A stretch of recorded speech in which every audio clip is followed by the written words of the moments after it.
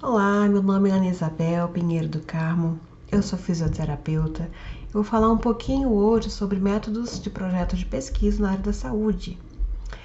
É um tema bem interessante, até mesmo porque surgem muitas dúvidas, como escrever projeto de pesquisa, por exemplo, não é? É o que eu vou estar falando com vocês hoje um pouquinho. Que nós temos 3 etapas com relação ao projeto.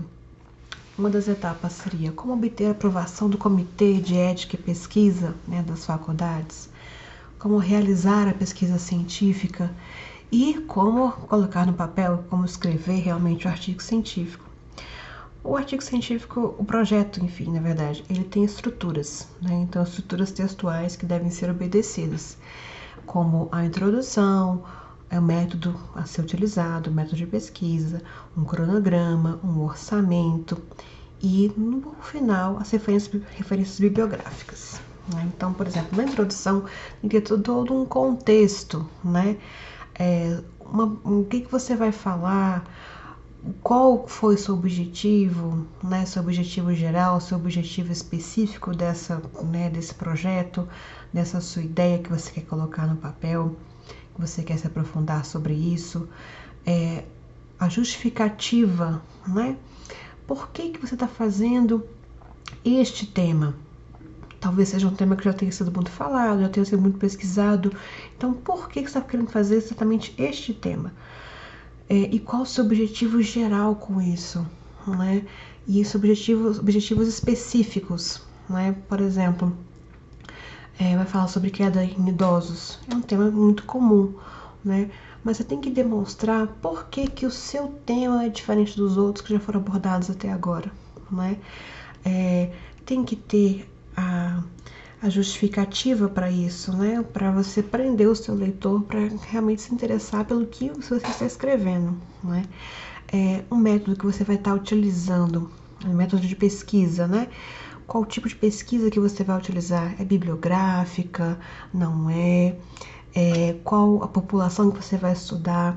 Se vai ser idosas e de tal idade a tal idade, Por exemplo, você vai fazer um tema sobre incontinência urinária. Você vai fazer sobre qual faixa etária de mulheres, Digamos um exemplo que você vai fazer incontinência urinária em mulheres praticantes de CrossFit. Então você vai determinar uma faixa etária dessas mulheres, vai ser de 18 a 50 anos, por exemplo, Então você vai tendo critérios de inclusão e de exclusão também, ou seja, qual critério de inclusão? Inclusão seria, por exemplo, mulheres de 18 a 50 anos. Critérios de exclusão, mulheres acima de 50 anos, adolescentes, crianças, muitos fatores têm que ser observados nessa questão da metodologia, porque isso pode fazer com que o seu projeto se torne invalidado, certo? Até mesmo você tem que demonstrar também o tamanho da amostra. Por exemplo, você vai pegar uma amostra de, digamos, 50 mulheres, Então você não pode ultrapassar isso, porque a sua amostra é de 50 mulheres. Então, durante aquele período que você vai fazer, por exemplo, eu vou fazer uma pesquisa de março a novembro de 2023, que você vai coletar os seus dados. Então, você tem que ter um cronograma também. O que vai ser feito, o que você vai pesquisar, Você vai utilizar algum método específico, por exemplo, algum aparelho que você quer demonstrar que é melhor para esse tipo de público ou alguma técnica específica, certo? Então, tudo isso conta. Cronograma também, você tem que colocar tudo isso no papel.